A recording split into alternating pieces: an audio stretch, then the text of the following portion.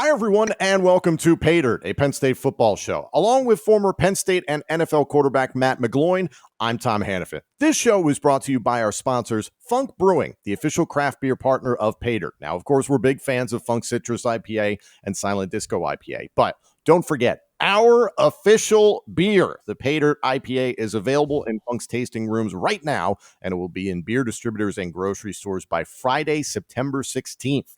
Funk has so many great beers to choose from at their tap rooms in Emmaus, Elizabethtown, and York in Pennsylvania. You can find a variety of Funk Brewing beers at your favorite beer distributor and grocery store. Visit funkbrewing.com to learn where and how you can get their fantastic products. Must be 21 years or older to purchase. Please drink responsibly. Also, PAYDIRT is brought to you by our partners at BetOnline, the fastest and easiest way to wager on all your favorite sports contests and events with first-to-market odds and lines. Find reviews and news for every league, including Major League Baseball, the NFL, NBA, NHL, combat sports, esports, and even golf. BetOnline continues to be the top online resource for all your sports information, from live in-game betting to props and futures. Head to betonline.ag today or use your mobile device to join and place your first bet. Use our promo code BELIEVE50, that's BLEAV50, to receive your 50% welcome bonus on your first deposit. PAYDIRT is presented by BetOnline, where the game starts. Also, we invite you to head to shop.believe.com. That's shop.beleav.com and search PAYDIRT for our two t-shirts. One has the official show logo over the heart. It comes in white, navy blue, and black. And the other is a navy blue t-shirt. It has the PAYDIRT word mark over the heart, and on the back, circa the 2012 Penn State football season, it has Matt McGloin's name and number. It's very fitting, as this season of Nittany Lion football marks the 10-year anniversary of that team. Again, head to shop.believe.com. That's shop.beleav.com and search PAYDIRT for our two t-shirts. And of course, we want to thank you for tuning in on ESPN Radio State College, as well as checking out the podcast version of this show presented by the Believe Network, which is available now on YouTube, Apple Podcasts, Spotify, TuneIn, and wherever else you get your podcasts. And of course, hit us up on Twitter and let us know what you think of the show at ESPN Radio 1037, at McGloin QB11, and at Tom Hannifan. Mr. McGloin, it's nice to have you back. It was great to have former Penn State offensive tackle Mike Farrell sit in with us, as you were busy last weekend covering Purdue versus Indiana State for the Big Ten Network.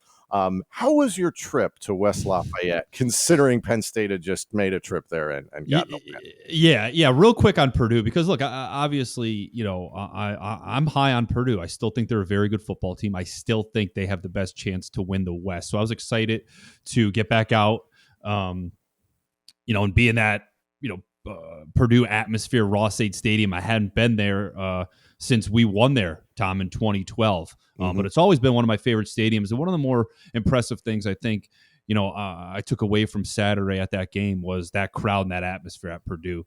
Because when you lose a home opener the way they did against a good team like Penn State, I mean, that place was rocking that Thursday night, Tom. So you want to see how does that translate to the following week? Is the atmosphere the same? Is the environment the same? That place was crowded, man. So those fans have really bought into what Jeff Brom is trying to accomplish, and they look good. Purdue looked really good. They're going to be a tough team to beat as the season goes on. I think Penn State, and I'm not, it was obviously a massive win for Penn State, but Purdue's one of those teams, Tom, that gets better and better every week. Middle of the season, end of season, they're going to be very difficult to beat. Yeah, it was nice to have your former offensive tackle, Mike Farrell, join us for the recap of the Ohio victory for Penn State. Just as a note for all our viewers and listeners, is that through the season, you will have a revolving cast of hosts and co-hosts, former players as analysts, just because Matt and I have some conflicts every once in a while, me with Impact Wrestling, him with the Big Ten Network occasionally. So I'm really excited about it because we can give you guys some really different perspectives, like Mike Farrell provided as an offensive lineman. And that's a huge part of what people talk about when it comes to the Penn State football team. So now we have a chance to look ahead to this Auburn game this Saturday at 3:30 p.m. Eastern, live on CBS. Penn State on the road at this SEC opponent that Penn State beat last year at Beaver Stadium. Before we really dive into what Penn State's got to do against Auburn, we didn't get to hear from you in terms of what you thought about Penn State's win against the Ohio Bobcats. So how did you feel when you flipped on the tape? You and I were texting about this already. Yeah, I have, and obviously through the Big Ten Network, I have the opportunity to watch the coach tape, Tom. So I get the sideline view. I also get the behind view, where you can see the offensive line and the defensive line, and you get a really good, view of what's going on up front, especially in the run game and things like that. And for me, look, a win's a win. There were big moments. There were explosive plays, which Penn State certainly needed, but it was still sloppy at times. There's still a lot of room to get better on both sides of the football. One of the things that I think Penn State has been struggling with, and we've talked about a number of times on the show, but it's gotten better, right? There were some moments in that game that were encouraging, especially the run game, but the offensive line and the tight ends, they have a difficult time of finding and blocking guys at the second level. They really do. So when you see a short motion or a tight end, in a stacked position by the offensive line and he's cutting back, you know what I mean? And he's looking to block a guy, they have a difficult time finding linebackers and finding guys to block. I mean, and I know we've talked about it. James has talked about it a lot because it's true in terms of pass catching, route running ability. These tight ends deserve to be in the conversation of some of the better tight ends in America. But when it comes to blocking, there's some of the worst blocking tight ends in the Big Ten. And I'm just being honest. I'm just evaluating what I've seen on tape. That's all. Like, they can't find blocking assignments. They struggle to hold on to blocks. They struggle to get in position. Tight ends need to block. If you want to play tight end, you have to be able to block. And at Penn State, where you want to be able to run the football, and you have guys like Keevon Allen, Nick Singleton, you have to be able to block for those guys. And people talk a lot about, Tom, but running backs need to make guys miss. They have to be. Yeah, I understand that. You need to be able to make guys miss in open field. But when you're not getting a hat on a hat at the line of scrimmage, it's hard for any running back to make a guy miss as soon as he gets the football and he's immediately, expected to make a cut at the line of scrimmage or make a guy miss right at the line of scrimmage. It's tough to do. So they need a whole block slitter. They need to get positions better. They need to find who they're blocking, especially at the linebacker level, and especially this week because Auburn's linebackers make a ton of plays for them. Very good linebacker core. Very good. Yeah, what bothered me, and I talked about it in the recap episode with Mike, is that, first of all, Nick Singleton exploded, and he had a great game. You almost expected it because it's Ohio U, and nothing against them. It's a smaller conference opponent. You expected him to have a big day, maybe not to the degree that he did, but he was fantastic. There were a lot of plays that Nick broke, especially the touchdowns, where he had to break multiple tackles on the perimeter. So that does point to what you're saying, is that, are you going to be able to block at the second level? Are you going to be able to help him get to the outside, potentially untouched? I expect Nick Singleton to beat a MAC defender. The question is, can you beat an SEC defender this Saturday? Can you beat Big Ten defenders regularly once Penn State gets back into the Big Ten schedule in October? That's the concerning part is, okay, there were gaps for him to get some yardage, and Keevon Allen did well. Keevon Lee was getting in there sparingly. You can see how things are starting to separate with Singleton getting the most carries, then Allen, and then Keevon Lee. That changed from the Purdue game. But that is a worry. And to your point about the tight ends, I'm curious what you think, is that, hasn't it just been clearly communicated throughout the James Franklin era that tight ends are more pass catchers? I mean, look at the number of guys that have gone to the NFL, and I'll protect a guy that we've had on the show, Pat Freiermuth. Pat Freiermuth in recent memory is a dude who can block and can go catch the football very, very well. You can't necessarily say that about some of his predecessors or guys that have come since then underneath James Franklin. Is just the onus that, hey, we want you to be an athlete and a receiver more than a blocker? I don't think so, Tom, because for me, when I look at it, and if I'm a defensive coordinator or I'm a defensive positional coach and I'm game planning for you, and I know this tight end can't block, that I'm not even concerned about it. You know what I mean? Like, it's one of those things where it's like, Tom Hannifan's playing tight end for us this week. We know Tom can't block, so they're not even going to put him in there. So I know, 75% of the time when Tom's on the field, the chances of that is being a pass. So that's going to determine what I'm going to do as a defensive play caller, because I know they don't trust you enough to block. So when you're in there, there's a better chance of being a pass, right? It's game plan, stuff like that. So like, again, if you want to, like, I'm again, man, and I've said it before, I'm an old school type guy. I have that old school mindset when it comes to running offenses and things like that. If you want to play tight end, you have to be able to block. You have to be able to catch the football. And I understand it's changing. I really do. But if you want to be that athlete type tight end, you want to get the ball. You want, concepts your way, pass routes your way. You want to be a big part of the pass game. For me, it's like, you got to block too, man. Right? We can't just put you out there and say, hey, split out wide and go catch the football for us. You have to be able to block. You have to be able to contribute for our offense in the run game. And you mentioned Nick Singleton, Tom, and with that run game, I mean, how about the way that this guy hits the hole, the speed, the vision? It's impressive. And one of the things now, I think they must listen to the podcast, Tom, because they're doing a lot of things we've talked about. Sneaking at the goal line, playing from under center. I knew you would like the QB. I was getting tweets about, McGloin's losing his mind. 2 weeks in a row. Sneaks, multiple QB sneaks. Yeah. 2 weeks in a row. How do you think I got all my rushing touchdowns at Penn State? Listen, but I'm sick of the QB draw. Stop with it. Yeah, no, I had people talking in the comments section. Well, Sean Clifford runs a 4.5 or a 4.6 40. It's like, tell that to every Big Ten defender who's brought him down at the line of scrimmage over the last how many years. So if you're going to run QB draw, for me, it's one of those situations, Tom, where you have the QB draw in your back pocket, but it's also a called pass or something like that. Like, go empty, something like that. You start with a running back in the backfield. You go motion out to empty. Linebacker adjust, things like that. And if you have a 5-man box, then maybe I'll check the QB draw somewhere down in the red zone or something like that. But for me, it has to be the perfect defense for me to be able to run that QB draw and pick up 8-10 yards or possibly a touchdown in the low red area. But I mentioned Nick Singleton and playing from under center. I think they now understand how explosive this guy is. And it's like, we need to get this guy going downhill, right? We need to be we need to be able to push back, get him the football as deep as we possibly can, let him get the ball and then see, right? His vision is that good. And you were just talking about it, like the touchdown run. I mean, he just outruns everyone. Like, again, the run game, he's better than everybody. Better than everybody on the field. Have been there to Saquon Barkley, and I don't want to continue to jump the gun because Saquon's one of the greatest college running backs ever, and credit to Saquon, who's having a resurgence, it appears, this year with the New York Giants. I don't want to jump the gun too much, but he looks every bit as advertised, which is great. So if you can get him just a little bit of blocking, I've talked about it before in this show, Saquon Barkley didn't have stellar offensive lines in front of him.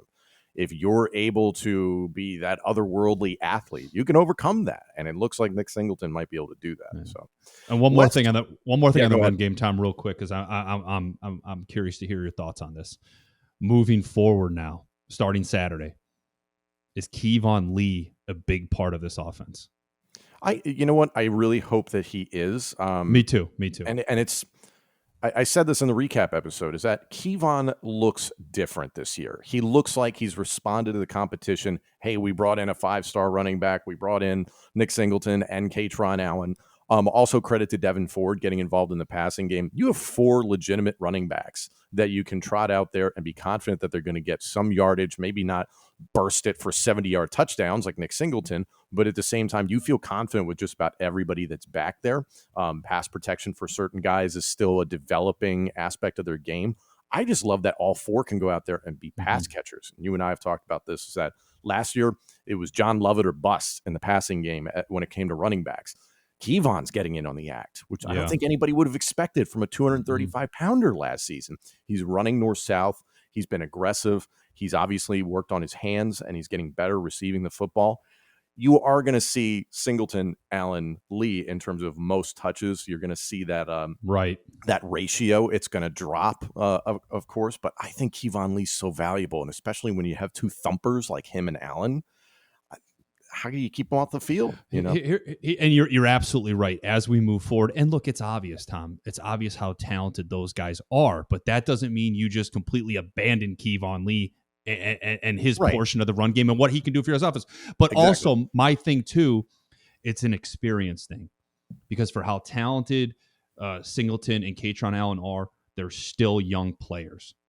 There's going to come a point in time this season, it may be Saturday, it may be week 5, week 9, week 10, where you're going to need to rely on the experience of Keevon Lee to be able to get the job done for you in the run game.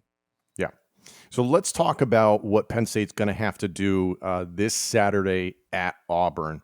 You and I were texting a little bit about this in the lead up to it, and I think I'll admit that I fell into the feeling that this could be tricky going on the road to an SEC opponent.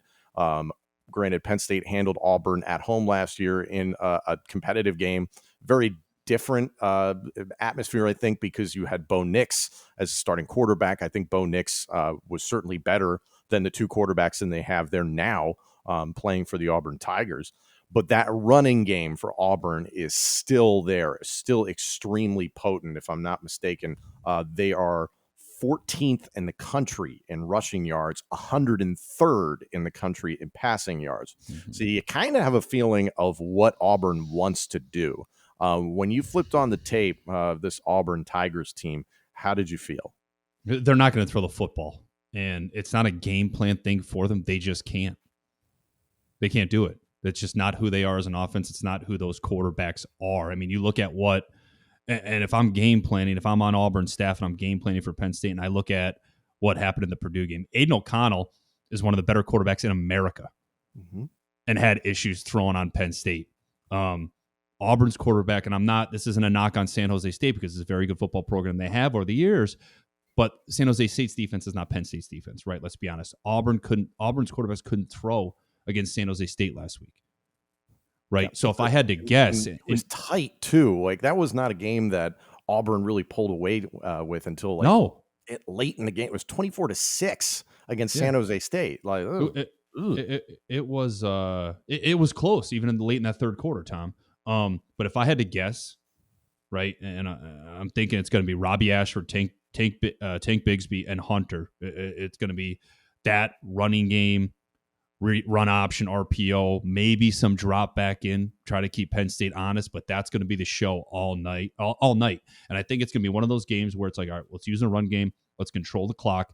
Let's try to keep it close as we can throughout this whole entire game. And then let's try to win it at the end. Penn State should not lose this game at all, Tom. I think it's a 2-score game with Penn State winning. I really do. And again, neither one of these quarterbacks for Auburn are going to have any success in the pass game Saturday night. So if it's me and I'm looking at it, most importantly, Penn State's offense needs to score early on the road, right? Take the crowd out of it. That crowd's going to be loud. They're going to be excited that Penn State's coming to the town. San Jose State had back-to-back penalties in the red zone that cost them 6 points. They should have got 6 points. They ended up with 3. Penn State cannot do that. Cannot be communication issues. I'd be careful playing soft coverage on rundowns. And honestly, Tom, I'd play single high all game if I was Manny Diaz. One-on-one on the outside. I put 8 guys in the box and say, if you want to try to beat us tonight, throw it. And if those quarterbacks throw it and they beat Penn State, well, then they deserve to win. But I don't think we see as much too high this week compared to what we've seen through weeks 1 and 2 at Penn State. Right, you need to make Auburn live in that 3rd and 7 to 10 range all night. And if you do that, if you go this route and play this type of defense, Tom, Johnny Dixon needs to step up. Daquan Hardy needs to step up in coverage. Keaton Ellis needs to be better in man coverage. Wheatley, Jalen Reed, Brown, who's ever back at the safety position, cannot play at 15 yards. I need them around 9, even 8 on Saturday for run support.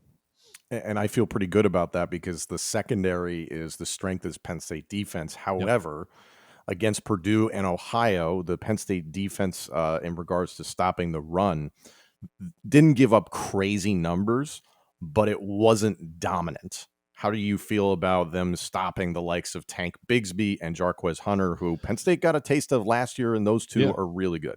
Yeah, I mean, look, linebackers are certainly going to be tested as well. Jacobs, Eldson, Catchier, who's ever in there. I know they played a bunch of guys last Saturday. I don't think that's the case. This Saturday. But one of the things that Manny Diaz did on Saturday that I don't think you're going to see him do again this week, or I don't think he needs to do a ton of that this week, is the pressure, right? A lot of pressure. I don't think he needs to do that because last thing you want, Tom, is for somebody to take a wrong angle or for you to mess up a blitz, and next thing you know, there's a crease for Bigsby or Hunter, and they're gone. Because we were just talking about Nick Singleton, both of those guys have that type of ability Mm-hmm. and that capability to change the game in one play and take it the length of the field. Both of those guys can do that. That's how good they are. Well, let me ask you something about ahead. Manny Diaz, because it was something that was brought up by a lot of Penn State fans on social media. It was a concern over his play calling in the game against Ohio. Is that it was a lot of blitzes, it was a Yeah. lot of exotic looks, and that's who Manny Diaz is. You're talking about maybe playing it a little bit more conservative, but do you expect Manny Diaz to just do what Manny Diaz does? I mean, I think, look, at the end of the day, you are who you are as a play caller. That doesn't change. But you have to be able week in and week out to change who you are within your own system. Right? He doesn't need to bring the house. We every other play this week. Even with Ohio, Tom, when you turn that film on, they're bringing pressure. There's guys open. Now, that quarterback missed throws. He also completed passes versus man coverage and things like that. I'm just saying there's no need to be able to do that this Saturday because I don't think either one of these quarterbacks can throw it as well as the kid from Ohio threw it last week. Yeah, right. I like Curtis Rourke a lot, and I don't think Finley or Ashford should scare anybody when they drop back to pass. But that's what I'm saying. Stop the run, force these guys to beat you, and if these quarterbacks beat you, then you deserve to lose a game. I found it interesting that the second leading rusher for Auburn is Robbie Ashford, who's not even listed as the starting quarterback. He can run. He can run, and TJ Finley is one of these big-bodied quarterbacks that he can fall forward and get you some yardage and is athletic enough, but the issue is with his accuracy. I'll give these guys some credit, and that is so unpredictable. It can make it very difficult for defenses, and an issue that has been raised by Penn State fans regarding the Nittany Lion defense has been tackling the first 2 weeks. Is that symptomatic of what you think we're going to see all season, or is that just, hey, it's the first 2 weeks of the season, you're just kind of getting into game shape, you're getting used to live action and tackling humans on a regular basis? If you can't tackle this week, you're going to struggle. You have to be able to tackle both these guys. It's as simple as that, Tom. But I think when you play that post safety, coverage, you're able to bring more guys towards the football. You're able to get more opportunities to slow guys down there, be able to have guys rally to the football.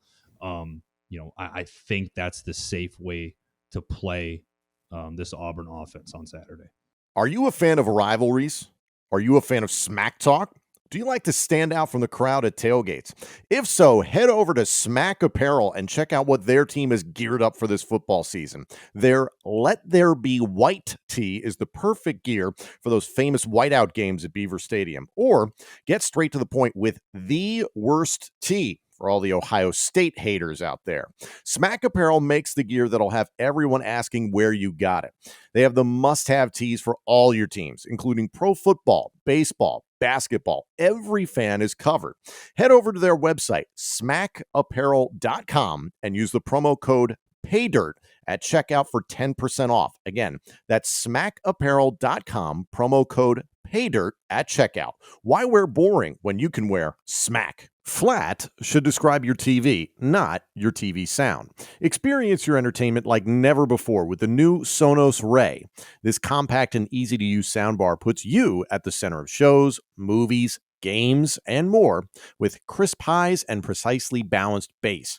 Breeze through setup with help from the Sonos app. You can even use your own remote for control. And when the TV is off, stream music, radio, podcasts, and audiobooks from all your favorite services. Visit Sonos.com. That's Sonos.com to learn more. There's going to be chances for takeaways. TJ Finley alone has 3 interceptions, and it's 2 games into the season. And that's something that head coach Brian Harsin has talked about, head coach of the Auburn Tigers, that is, has talked about, is that Auburn has lost the turnover battle 4-0 in their first 2 games, and they've played Mercer and San Jose State, and that is not encouraging. And one big thing Harsin said is that we have to get takeaways. We have to create some turnovers on the defensive side of the ball. When it comes to what Sean Clifford and company can accomplish against this Auburn defense, where do you think the gaps are going to be? Yeah. So real quick, I think a lot's going to fall on what Penn State has to do offensively compared to what Auburn's going to do defensively. But with that being said, this O-line may have some problems with those edge rushers, right? Those guys rush hard. Like Hall, Leota, those guys make plays for them. They're big, strong, physical guys, right? They'll bull rush at times. So, I expect tight end chips. I expect running back chips. I expect tight ends to stay in protection. I expect running backs to stay in for protection as well. There's going to be opportunities for Penn State. Sean Clifford needs to understand when I need to lead a wide receiver or back shoulder, right? San Jose State completed a lot of back shoulder passes in that game on Saturday. These cornerbacks get lost at times, and they've struggled finding the football, right? Don't put yourself in a position where you're trying to be perfect with the ball or you're trying to overthrow guys downfield, right? If a defender's back is to you or the back of his head is to you, right? 50-50 ball, right? Drive it. Give your wide receiver an opportunity to go up and get it, an opportunity for a back shoulder pass, or flag penalty, right? Because these cornerbacks struggle. They're turned around. They can't find the football. One of the things that I liked that they did on Saturday was that they found Parker Washington early in the game. Tinsley got involved early in the game, right? They found Warren on that fourth down early in the game. Different receivers caught passes. Yeah. And you probably won't see that type of depth again. It was against Ohio, so you're getting some of the younger players out there, but still 17 is fantastic. Yeah, and that's what I'd like to see, right? Make it a point to get the ball in the hands of your playmakers early on in this football game. They're going to have to do that again. And it sends a message that, all right, their game plan, they're going to spread the football around, get everybody involved early, get everybody going. But it's a comfort thing as well, especially on the road, Tom, right? Let a wide receiver get a catch, whether it's that wide receiver screen that they went to with Tinsley. I'm not a huge fan of the wide receiver screen. I think it has to be built in for it to work successfully. I don't want to see him continue to go that, but it's fine to be able to do that early. There was a few throws that Sean got away with on Saturday that I think get picked off this week. He just needs to dial it in, be a little more efficient, be a little more careful with his ball placement. What do you think that is? So is that the pressure? And it's not necessarily that Ohio was, the otherworldly athletes to the point that they were getting to Sean consistently, but they were getting pressure. There were a handful of sacks given up, so that's not really encouraging.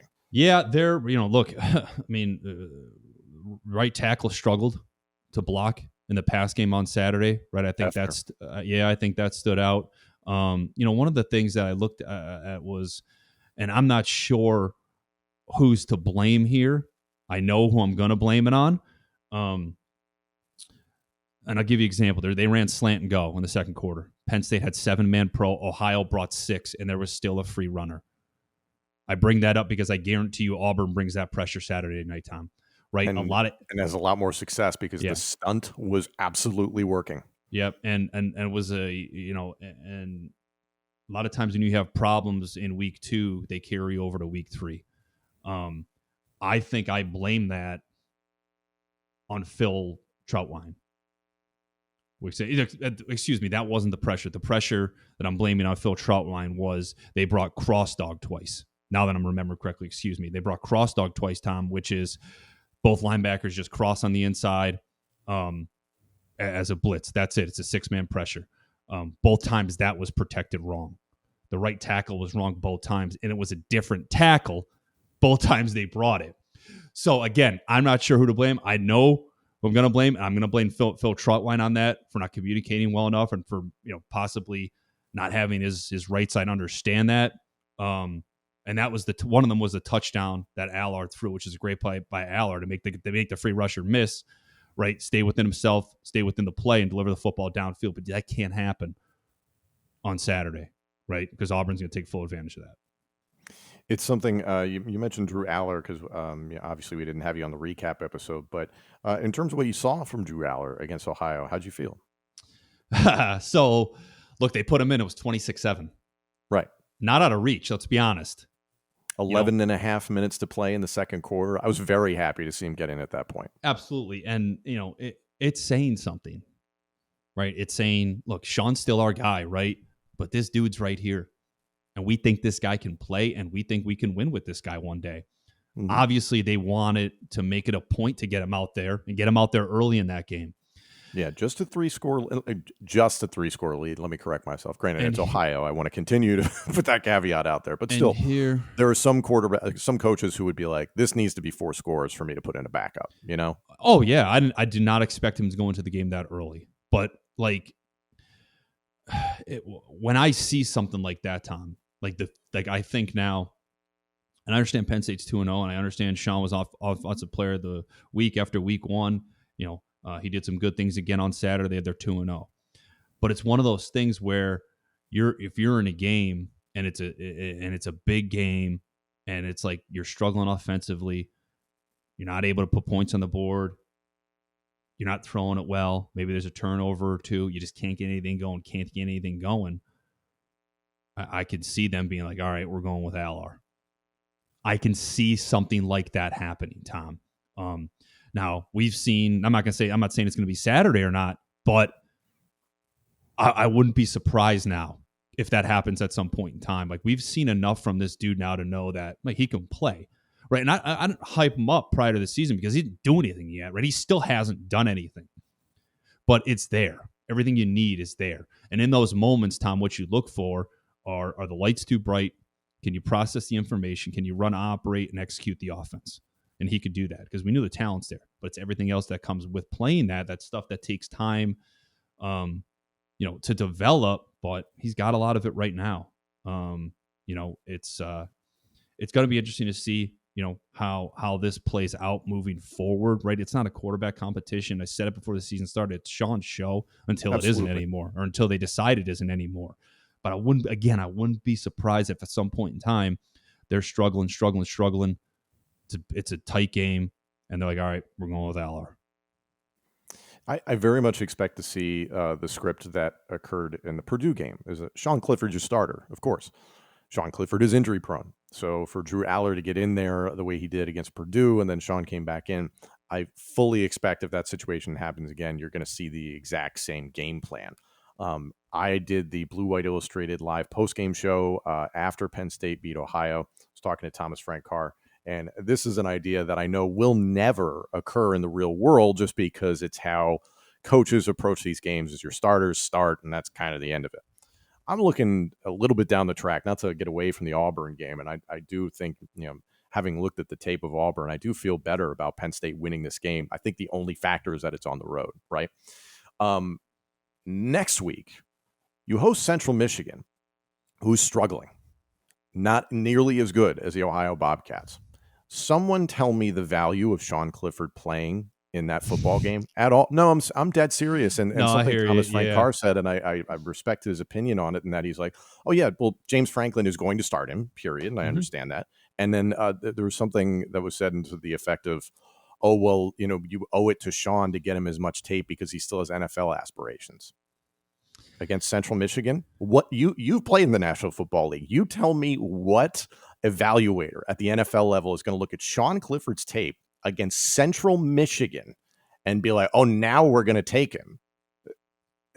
What is the downside of starting Drew Allar for that game and making sure Sean doesn't get hurt in a meaningless game? It's for me, it sends a message. I'm not even talking about the NFL right there like that, but if you don't start Sean Clifford in that game, it sends a message to the rest of your team that, we think this guy can be something special. We're planning for the future. And if it's me, and I've been your starting quarterback for a few years now, and I've been your starting quarterback throughout 3 weeks of the season, and we get to week 4, and you say to me, hey, Matt, hey, we're thinking about starting Drew Allar. I say, that's not happening. I'm your starting quarterback. I'm starting that game on Saturday. And that's the end of it. Because, I've never, and I've been a part of a 2-quarterback system, Tom, and they don't work. Because some guys on the team look to one guy, some guys on the team look to another guy. One guy says one thing, the other guy says other thing. So now the offense is listening to 2 different people, and they're not getting one answer. They're not getting the same answer every single day. Some guys play different than other guys. You need to have one leader. You need to have one guy to look to and say, he's our guy. We're rolling with him week in and week out. We're going to win with this guy. We're going to lose with this guy. We're going to battle with this guy. We're going to compete with this guy, right? We're going to go to war every single Saturday with this guy. It sends a bad message to your football team if you don't start Sean. I mean, look, again, we're just assuming Sean's going to continue to be the starting quarterback, right? Yeah, of Especially course. I know this is But not going to happen. I just look at it and now, say, why not get Aller the start and give now, him some experience against a bad opponent? Now, again, Central Michigan is struggling, like you mentioned. If it's 26-7 again, all right, great job, Sean. Get him in there. Let's get Drew out. Let's get Drew in there. Let's continue to let him, progress as a player, progress as a quarterback, just in case we need to make that move, towards the end of the season, or we just want to, make sure he's getting all the reps that he can get, the experience that he can get, because, moving forward, one day he's going to be our starting quarterback. Are you looking for undeniably good hair and beard care? Then Maestro's Classic is perfect for you. Maestro's has beard washes, beard oils, beard butters, plus hair gels and pomades. It's one brand for every man. Visit maestrosclassic.com. That's MAESTROS classic.com and use our promo code PAYDIRT15, PAYDIRT15 at checkout for 15% off your order. Maestro's Classic, crafting a better you. Like I said, not realistic, but that's just kind of how I look at it as a fan, is that you have the future and we might as well get them ready. At this point, I want to make sure Clifford and Aller are healthy. That Clifford is probably going to sustain an injury some point throughout the season, so you don't want to get Aller hurt either. So he looks like a very viable backup, and credit to Christian Veilleux, who came in against Ohio and looks like what we expected him to look like based on what he did last year against Rutgers. So that's encouraging. Ultimately, going into this Auburn game, Penn State's not getting a lot of respect from the national media. The line is -3 for Penn State, which is surprising. And Penn State just got ranked at 22 in the country for the first time this year. Why do you think there's this disrespect, especially for this game, considering what we just talked about with what the Auburn Tigers are capable of? I think people still point to the run game as it not being where it should be. I think they still point to the O-line as again, it not being where it needs to be or where it should be for a Big Ten contender. With that being said, I don't think Penn State has any problem taking care of Auburn on the road. And I'd be more concerned, Tom, if Penn State played at home weeks 1 and week 2. But they went into a pretty rough environment in week 1 at Purdue, right? That place was rocking on Thursday night. Tens and tens of thousands of people in there in what was a tight game. So it was loud throughout the entire course of that game. They've operated well. They communicated well in that game. There weren't a lot of, miscommunications or mental errors or false starts or things like that. It seemed like it was a pretty smooth operation throughout the course of that game. I expect it to be the same thing on Saturday. So I don't really expect the crowd noise or anything like that to be an issue. I really don't. I don't see Penn State having a problem with this team from quarters 1 through 4. Over under is 47.5. What do you think? I can't see Auburn scoring a ton of points in this game. I really can't. I think first off, again, I think Penn State's secondary is too good. I think Auburn is struggling at the quarterback position. I don't think you can score a ton of points just relying on those running backs play after play, drive after drive, knowing what Penn State has in the defensive line position and in that secondary.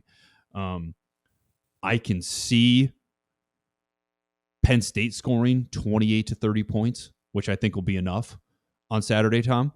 I just look back at that San Jose State team, that San Jose State game. There were a lot of missed opportunities for San Jose State. They put drives together. They just couldn't finish drives. I think Penn State's able to finish drives Saturday. This is a really critical game for Penn State. If you go on the road and you win at Auburn, at an SEC opponent, it's going to look good on your resume. As I mentioned, next week you face Central Michigan, and I'll correct myself, not a meaningless game. It is a regular season game. It's not preseason, but you better thump Central Michigan. Then you get back into the meat of the Big Ten schedule. You host Northwestern. Northwestern's off to a challenging start, but at the same time, you can never count out this Northwestern football team. So you got to see how that goes. However, 5-0 going into the bye week is plausible. What do you think? Absolutely. But this is this is the one you got to get right here. If you get this one, 5-0 becomes very realistic. And you're right about Northwestern. And any chance I get to talk about Northwestern, I enjoy, because I think it's a fantastic program. It's been a well-run program for years and years and years now, and it was always one of the more difficult games to play because you really needed to dial in on what you were doing, Tom, in terms of just making sure everything was perfect in a way, because they're not going to make a mistake, especially defensively. Right, they're always going to be in the right position. They play that bend but don't break. And in a lot of ways, it was like going up against a Penn State defense in practice. Mm-hmm. Right, you had to you had to throw a timing. You had to make good decisions with the football. You had to be accurate. Right, you couldn't leave any room for error because they were going to capitalize on it, and that's what Northwestern does. Yeah. So a lot still has to happen, but first Penn State's got to take care of business. So Penn State goes on the road this Saturday live at 3:30 p.m. Eastern on CBS. It's Penn State versus the Auburn Tigers. We hope we will see you this Saturday for our recap episode. We'll get that out as quickly as possible. So thank you all very much. Enjoy the game on Saturday. Thank you all so much for joining us. We'll be back on ESPN Radio State College on Mondays and Fridays from 4 p.m. to 5 p.m. Eastern for the remainder of the Penn State football season. If you want to check out the podcast version of this show presented by the Believe Network, this episode and our entire library of shows is available now on YouTube, Apple Podcasts, Spotify, TuneIn, and wherever else you get your podcasts. And of course, let us know what you think of the show on Twitter at ESPN Radio 1037, at McGloin QB11, and at Tom Hannifan. PAYDIRT is presented by BetOnline and by Funk Brewing. Thanks again, everyone, and join us next week for more PAYDIRT.